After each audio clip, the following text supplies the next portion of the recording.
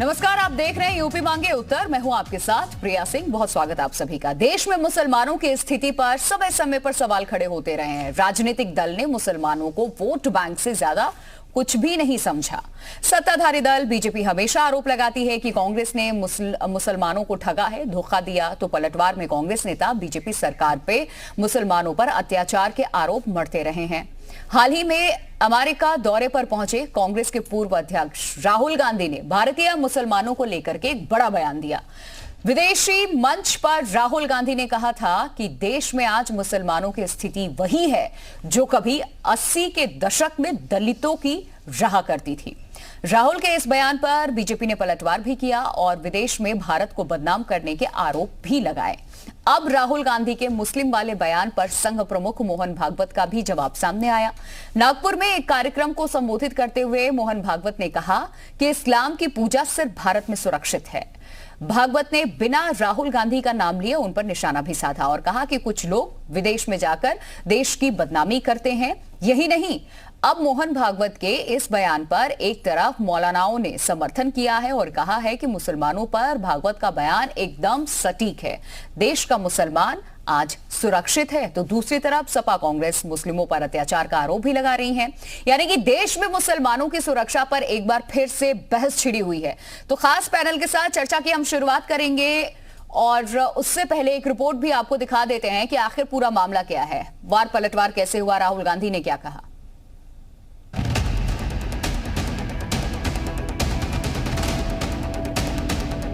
What is happening, for example, to the Muslim community in India today happened to the Dalit community in the 80s. If you went to UP in the 80s, the Dalit community, what is happening with the Muslims was happening with the Dalits. Bharatvarsh में ही हम सबकी विशिष्ट पहचानें सुरक्षित है। अब विदेशी तो यहाँ से चले गए, लेकिन इस्लाम की पूजा कहाँ सुरक्षित चलती? यही सुरक्षित चलती। संघ प्रमुख मोहन भागवत का बयान हमेशा की तरह ध्रुवीकरण करने वाला है, क्योंकि उनकी राजनीति सांप्रदायिकता, भगवाकरण, अंधानुकरण और फॉसिज्म पर आधारित है। इस्लाम कितना सुरक्षित है ये तो भागवत साहब बता सकते हैं। भारत में रहने वाले प्रत्येक नागरिक के सभी अधिकार बाबा साहब के संविधान से सुरक्षित है। वो संविधान जो सभी को धार्मिक आज़ादी देता है, मौलिक अधिकार देता है, और ये अधिकार किसी सरकार की वजह से या किसी संगठन की वजह से सुरक्षित नहीं है, बाबा साहब के संविधान की वजह से सुरक्षित है। हिंदुस्तान में इस्लाम के तमाम अरकान की अदायगी बहुसन खूबी अंजाम दी जा रही है और आज़ादाना तरीके से मुसलमान यहाँ नमाज और दूसरे जो मजहबी कार्यक्रम हैं उसको अंजाम देता है।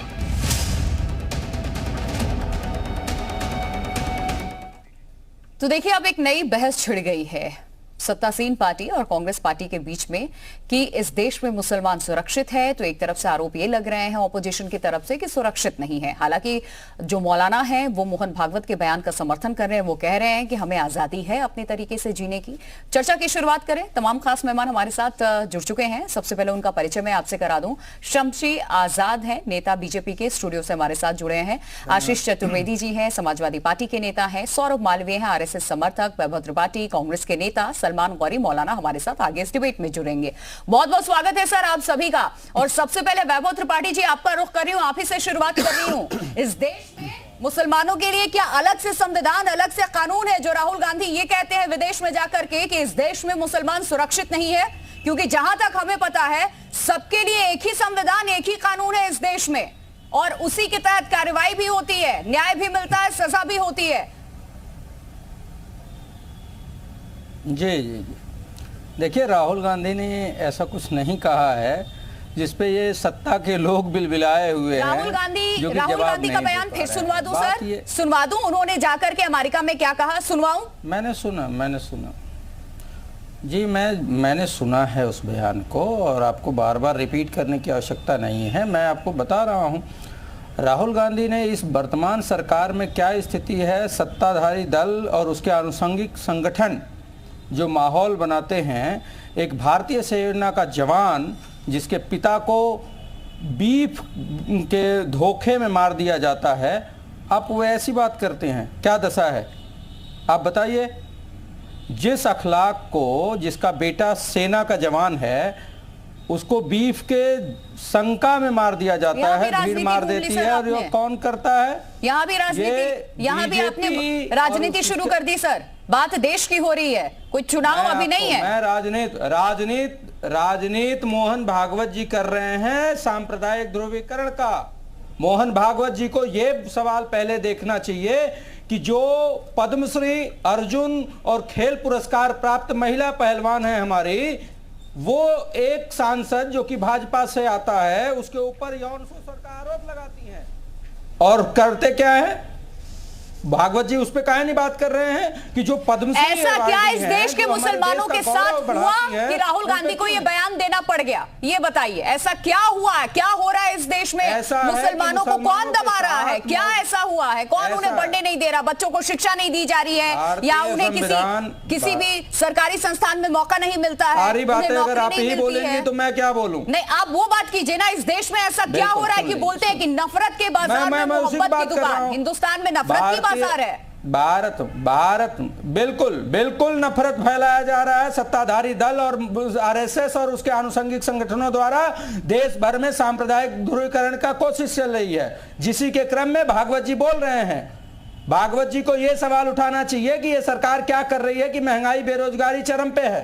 भागवत जी को यह कहना चाहिए कि पद्मश्री और खेल रत्न, अर्जुन पुरस्कार प्राप्त खिलाड़ियों को धरना देना पड़ रहा है, क्यों नहीं न्याय मिल रहा है उनको? मोहन भागवत ने राहुल गांधी ने कहा कि इस देश में मुसलमानों को आजादी है कि वो अपनी अल्लाह की इबादत करें। मौलाना भी मानते हैं, मुस्लिम समाज भी ये मानता है। इस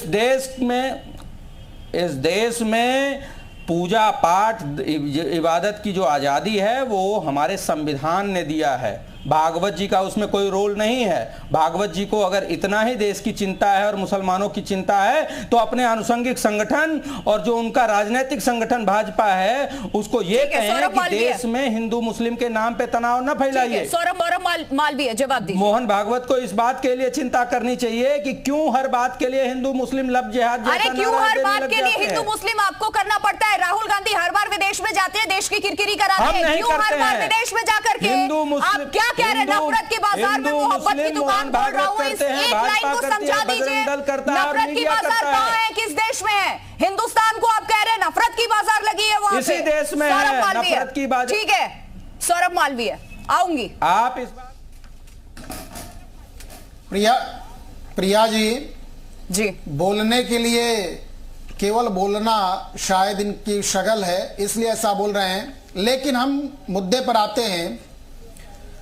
भारत में जो भी आया, विदेशी जो भी आए, वो भारत के धन वैभव को लूटे, लेकिन भारत की सांस्कृतिक पहचान के गुलाम हो गए, भारत की संस्कृति में रच बस गए।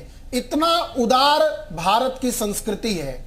इस्लाम धर्म भी भारत में आया और आज दुनिया भर में, विश्व के तमाम देशों में इस्लाम में आज तांडव मचा है, कत्लेआम मचा है, सब मर धड़ रहे हैं। और भारत में आज भी भारत का मुसलमान सभी तरह से सुखी है, संपन्न है। और केवल हम भारत की ही बात नहीं, हम तो दुनिया और विश्व की बात करते हैं कि विश्व का कल्याण हो, विश्व में सद्भावना हो, संपूर्ण मानव सृष्टि की बात करते हैं, मानवता की बात करते हैं। और अगली बात, राहुल गांधी का बयान भारत से बाहर जाके, दूसरे देश में जाके, दूसरे स्थान पर जाके और अपनी भीतर की बात को, अपनी भीतर की समस्या को बाहर के मंच पर कहना, ये राहुल गांधी की राजनीतिक अपरिपक्वता और राहुल गांधी की भारत के प्रति आस्था को दर्शाता है, उनके श्रद्धा को दर्शाता है कि क्या रहते भारत में हैं और किस दबाव में, किस साजिश के तहत भारत के बारे में जाके मंच पर बोलते हैं। क्या वो भारत के इतिहास को भूल गए, स्वामी विवेकानंद को भूल गए, भारत को, वीर सावरकर को भूल गए, गांधी को भूल गए? गांधी सरनेम लिख लेने से और इस तरह के बयान देने से राहुल गांधी पर दया आती है कि कम से कम भारत के खाते हैं तो भारत के बारे में, भारत के वैभव के बारे में। मेरा सवाल ये था सर।